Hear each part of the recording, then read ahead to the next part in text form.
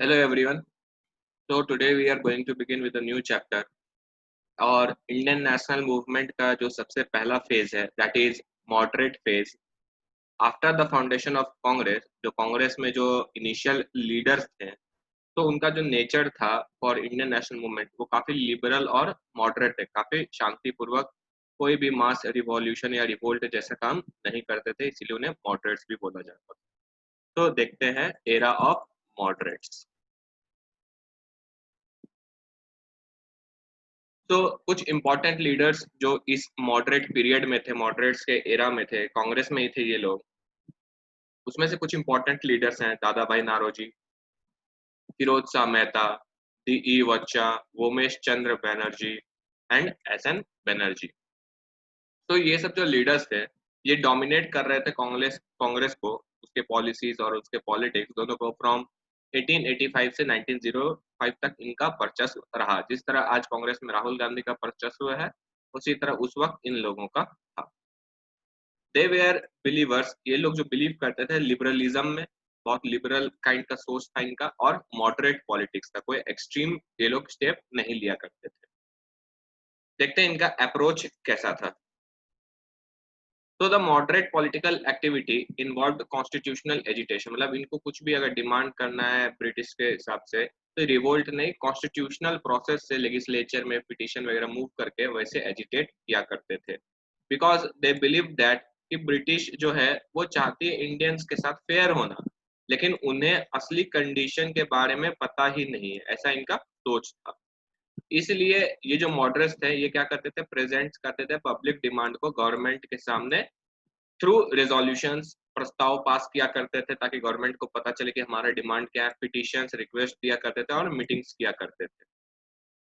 Plus actual इनका जो method था ब्रिटिश के सामने प्रेयर करना, उनके सामने रिक्वेस्ट रखना, और अगर ये दोनों फेल हो जाता है प्रेयर और पिटीशन तो फिर वो रिस्टोर करते थे वही कॉन्स्टिट्यूशनल एजिटेशन में, लेजिस्लेचर वगैरह में जाके लोग रेजोल्यूशंस मूव किया करते थे। तो 1892 में कांग्रेस डिसाइड करती है कि वो अपना सेशन जो है लंदन में रखेगी, लेकिन उस वक्त क्या होता है ब्रिटेन में इलेक्शन आ जाता है 1891 में, और ये आइडिया को जो है ड्रॉप करना पड़ता है। और ये जो आइडिया ये कभी दोबारा रिवाइव नहीं होता है। ए ब्रिटिश कमिटी ऑफ कांग्रेस को स्टैब्लिश किया जाता है लंदन में 1899 में, जिसमें दादा भाई नौरोजी अपना मोस्ट ऑफ द टाइम और इनकम इसी में स्पेंड कर देते हैं। मॉडरेट्स बिलीव करते हैं कि पॉलिटिकल कनेक्शन जो भारत का ब्रिटेन के साथ है वो भारत के ही इंटरेस्ट में है, और इसलिए वो बोलते थे कि अभी टाइम नहीं हुआ है कि हम ब्रिटिश अथॉरिटी को भारत में डायरेक्टली चैलेंज कर पाए।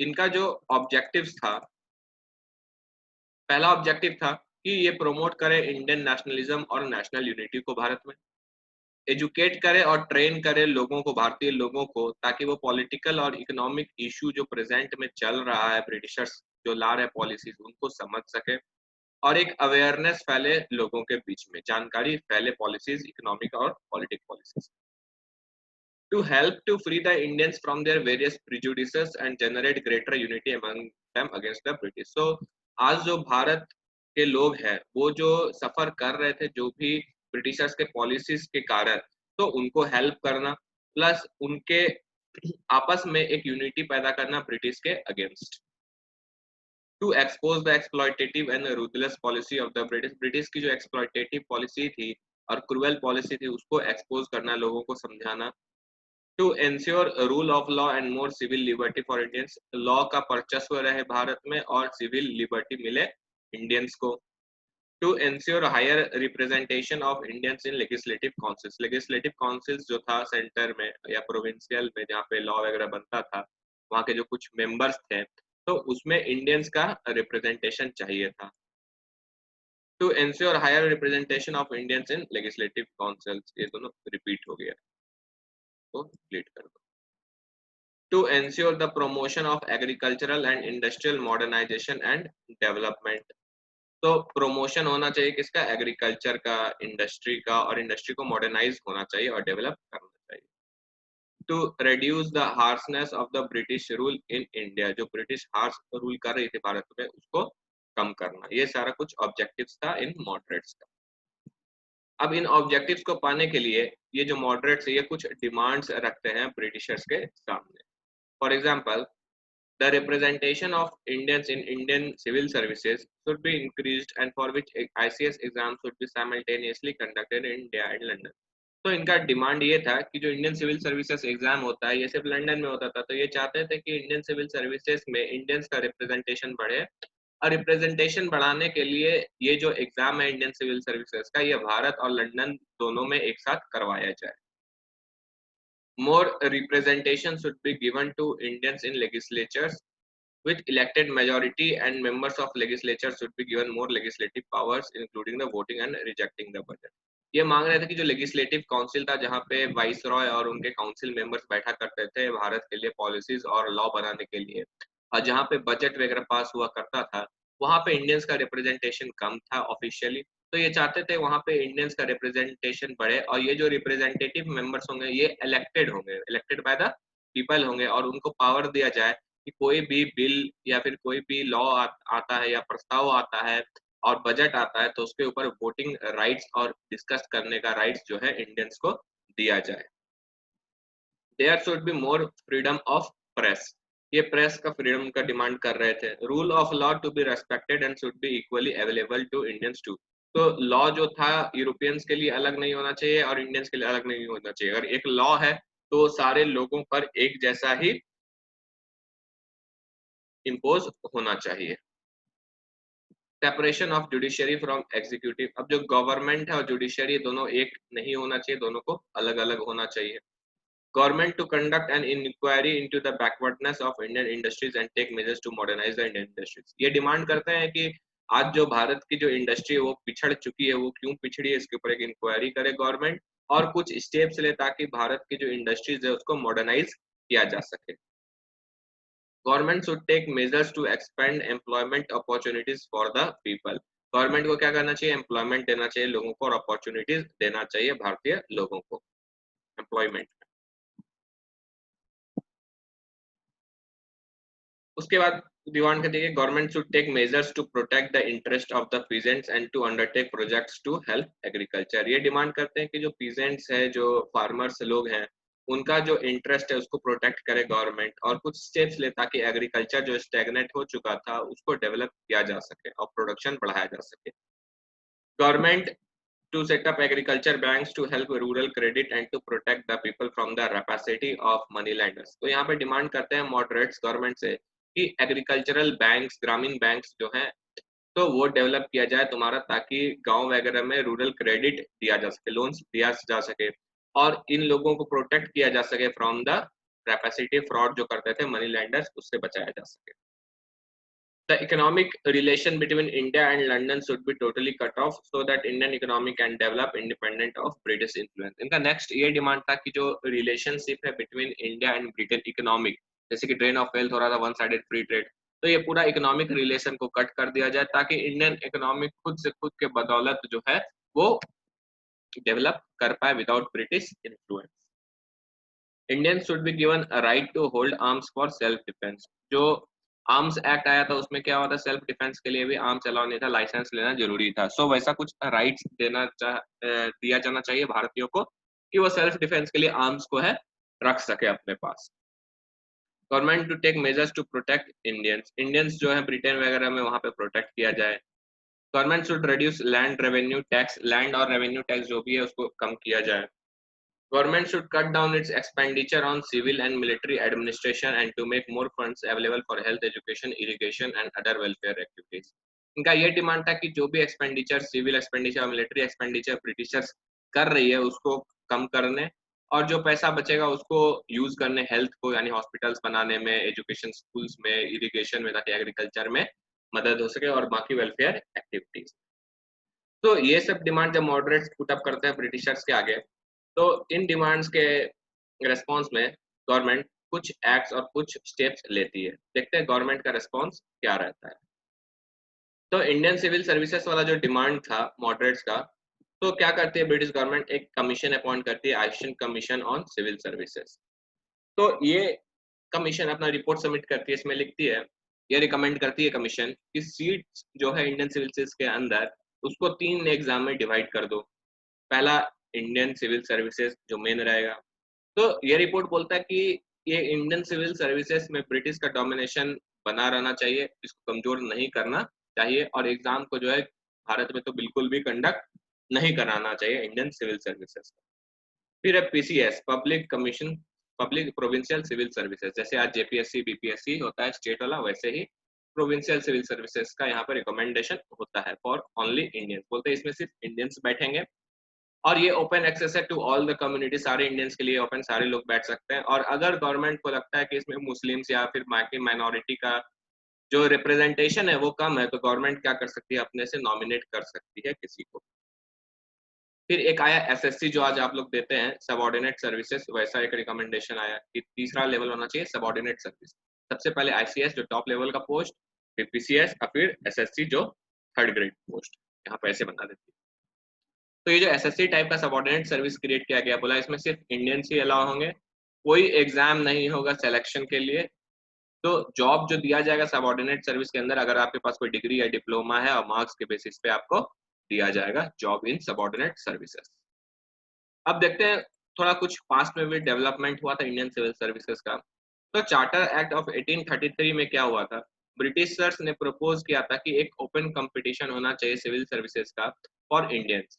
लेकिन ये प्रपोजल को क्या होता, ब्रिटिश पार्लियामेंट रिजेक्ट कर देती है, एक्सेप्ट नहीं करती है। इसलिए फिर से 1853 में ब्रिटिश पार्लियामेंट पास करती है एक रेजोल्यूशन कि वो आईसीएस एग्जाम को कंडक्ट करेगी और इक्वल राइट्स देगी इंडियंस को भी।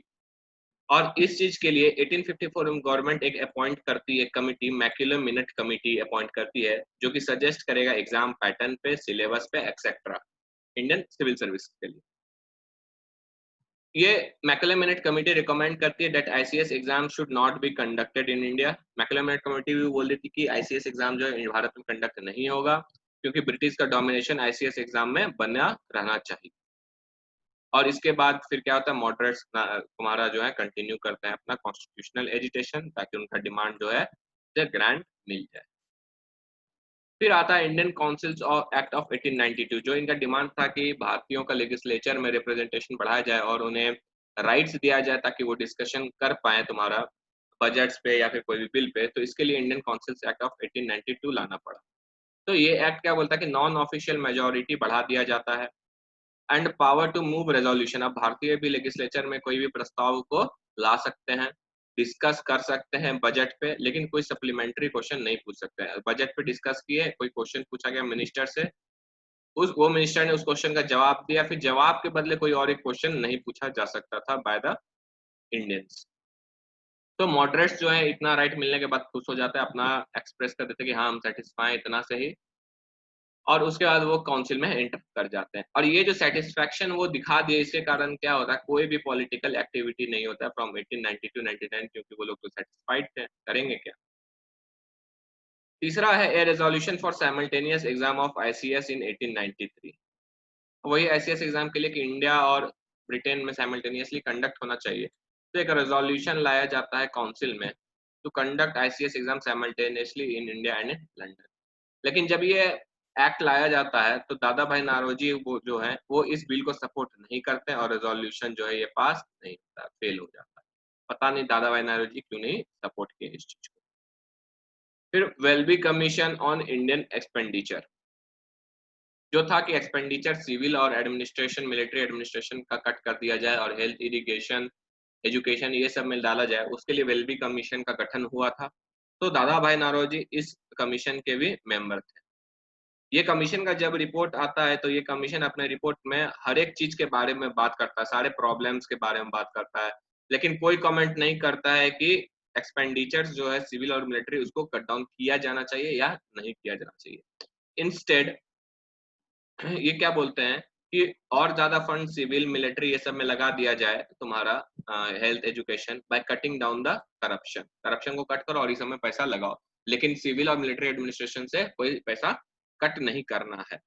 और मॉडरेट जो है इससे भी सेटिस्फाई हो जाते हैं और अपोज नहीं करते हैं वेलबी कमीशन के रिपोर्ट को तुम्हारे लेजिस्लेचर्स में यानी पार्लियामेंट। तो ये था कुछ गवर्नमेंट का response.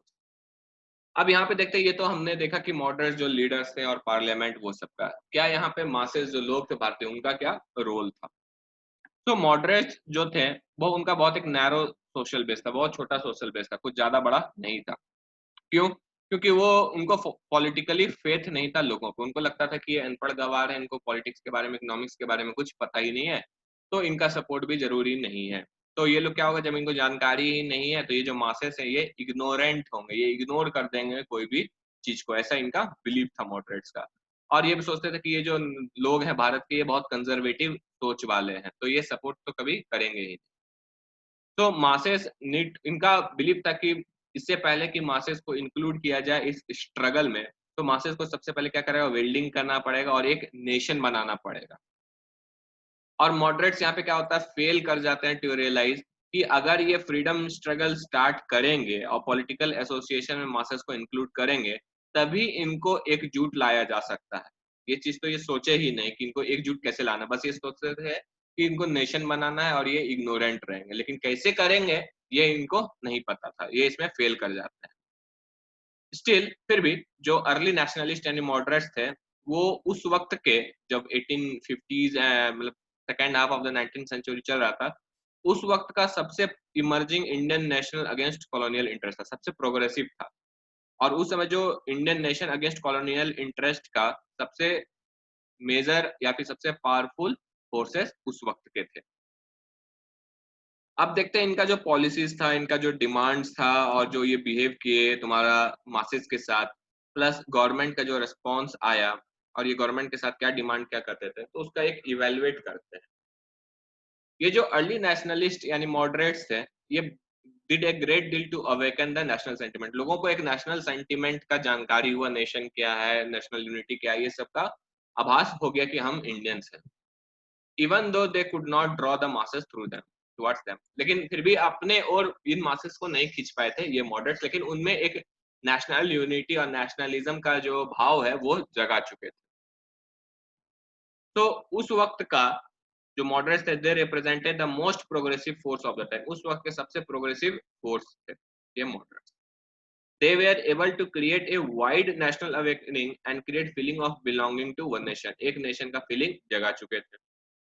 They exposed the exploitative character of colonial rule। colonial rule का जो exploitative character था, जो उनके policies थे, उसको exploit करते थे, उसको बताते थे लोगों को देखो ऐसा ऐसा exploit कर रही है ब्रिटिशर्स तुमको। They trained people in political work and popularized modern ideas। so modern ideas वो लोग जब लोगों को देते थे अपने न्यूज़पेपर्स के थ्रू और पॉलिटिकल वर्क के बारे में, तो लोग क्या हुआ, धीरे धीरे पॉलिटिकली ट्रेन होने लगे। Their political work was based on hard realities and not on shallow sentiments and religions। तो इनका जो पॉलिटिक्स है, जैसे आज पॉलिटिक्स होता है धर्म के नाम पे कि ये यादव है, ये राजपूत है, ये ब्राह्मण है, इसका वोट इधर लाओ वो लाओ, ये चीज नहीं था उस वक्त।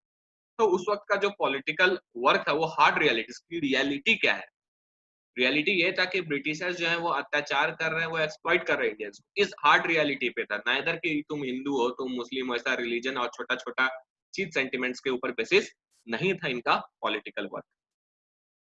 They were able to establish basic political truth that India should be ruled in the interest of the Indians। तो ये एक चीज establish कर देते हैं भारतीयों के मन में कि भारत में जो राज है वो सिर्फ भारतीयों के द्वारा होना चाहिए, कोई बाहर वाला नहीं करना। सो ऐसा कुछ जगा दिए।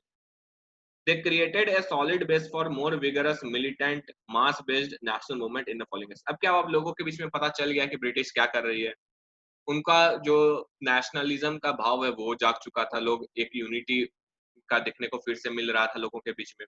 तो क्या हुआ, जब मॉडरेट्स फेज खत्म होकर एक्सट्रीमिस्ट फेज घुसता है और एक्सट्रीमिस्ट का जो वे ऑफ फ्रीडम स्ट्रगल होता है वो थोड़ा मास बेस्ड हो जाएगा। वहां पे लोग क्या होंगे, जब उन्हें बुलाया जाएगा कि आओ रोड पे तुम स्ट्राइक करो, हड़ताल करो, ये सब करो, तो लोग ज्यादा इन्वॉल्व होने लगेंगे। तो ये जो बेस है वो क्रिएट कर देते हैं मॉडरेट्स अभी। They failed to widen the democratic base and scope of their demands। तो लेकिन वही हुआ, उनका जो डिमांड्स था वो कोई कुछ स्कोप जो है वो बस लिमिटेड था, उन्हीं डिमांड्स पे कोई एक्स्ट्रा डिमांड्स नहीं थे दे पाए, और ना ही अपना डेमोक्रेटिक बेस जो है वो फैला पाते। तो ये सब था उनका। तो अब देखते हैं कि गवर्नमेंट का एटीट्यूड क्या था मॉडरेट्स को लेकर। देखो, मॉडरेट्स जो थे वो तो अपना लॉयल्टी दिखा रहे थे, वो सोचते थे कि ब्रिटिश जो है वो सब कुछ देना चाहती है भारत को, लेकिन उनको पता ही नहीं है क्या देना है। ऐसा सोचता। और वो लॉयल रहना चाहते थे ब्रिटिश के प्रति मॉडरेट्स, क्योंकि उनको लगता था कि अभी टाइम नहीं हुआ है वैसा कि हम लोग डायरेक्ट चैलेंज कर पाए ब्रिटिश की अथॉरिटी को और ब्रिटिश के रूल को। लेकिन ब्रिटिश क्या सोचती थी इनके बारे में, ये देखते हैं। तो द ब्रिटिश इंडियन गवर्नमेंट वो क्या थी, काफी हॉस्टाइल थी, शक के निगाह से देखती थी कांग्रेस को from the very beginning. Despite moderates emphasis on loyalty to British crown के प्रति लॉयल्टी दिखाती थी मॉडरेट्स कि हम लॉयल हैं आपके ब्रिटिशर्स के, फिर भी जो है शक के निगाह से देखा करती थी ब्रिटिश इंडियन गवर्नमेंट इन कांग्रेसियों को। 1887 में government failed to persuade Congress to confine itself to social issues. अब गवर्नमेंट चाहती थी कि ये जो पॉलिसीज के ऊपर, इकोनॉमिक पॉलिटिकल पॉलिसीज के ऊपर जो कांग्रेस कमेंट कर रही है, जो जानकारी दे रही लोगों को, वो बंद कर दे और सिर्फ जो सोशल इशू है, सामाजिक इशू है, उसके ऊपर वो अपना विचारधारा बनाए रखे। लेकिन कांग्रेस इस बार इससे इफेक्ट नहीं होती, वो कंटिन्यू करती है अपना पॉलिटिकल और इकोनॉमिक गेमिंग। जब कांग्रेस इस वक्त क्या होती है, बहुत क्रिटिकल हो जाती है धीरे धीरे कॉलोनियल रूल का, ब्रिटिश के रूल का बहुत क्रिटिक्स देने लगती है, बहुत खराब खराब बोलने लगती है कॉलोनियल रूल के बारे में, उनके पॉलिसीज के बारे में। गवर्नमेंट उसके बाद क्या करती है, इनको कंडेम करने लगती है बाय कॉलिंग देम, इन्हें बोलती है कि ये जो मॉडरेट्स हैं ये सेडिशियस ब्राह्मण्स हैं, ये देशद्रोही टाइप का ब्राह्मण है, ऐसा बोलते हैं, डिसलॉयल बाबूज हैं। और लॉर्ड डफरिन जिन्होंने कांग्रेस को बनाने के लिए ही आए थे, वो बनाए थे कांग्रेस को, अप्रूवल दिए थे, वो खुद बोलते हैं कांग्रेस को कि एक फैक्ट्री ऑफ सेडिशन है, देशद्रोही का ये फैक्ट्री है। तो पता नहीं ये क्यों अप्रूव किए थे, सही में ये डफर इन था। सो लेटर गवर्नमेंट जो है वो अडॉप्ट कर लेती है डिवाइड एंड रूल पॉलिसी। जब देखती है कि कांग्रेस काफी ज्यादा क्रिटिकल हो रही है, तो ये सोचती है कि चलो कांग्रेस को ही डिवाइड कर देते हैं और अपन राज करते हैं।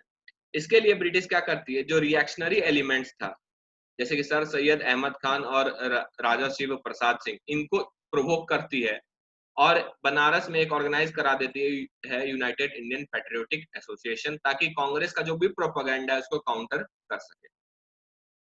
गवर्नमेंट जो है यहाँ पे ट्राई करती है कि ये जो नेशनलिस्ट है कांग्रेस के अंदर, इसी को डिवाइड कर देते हैं on the basis of religion, Hindu Muslim के नाम पे इनको डिवाइड कर दो through a policy of carrot and stick. Carrot and stick मतलब कि पहले कुछ अच्छा चीज दे दो और उसके बाद छड़ी मार के भगा दो।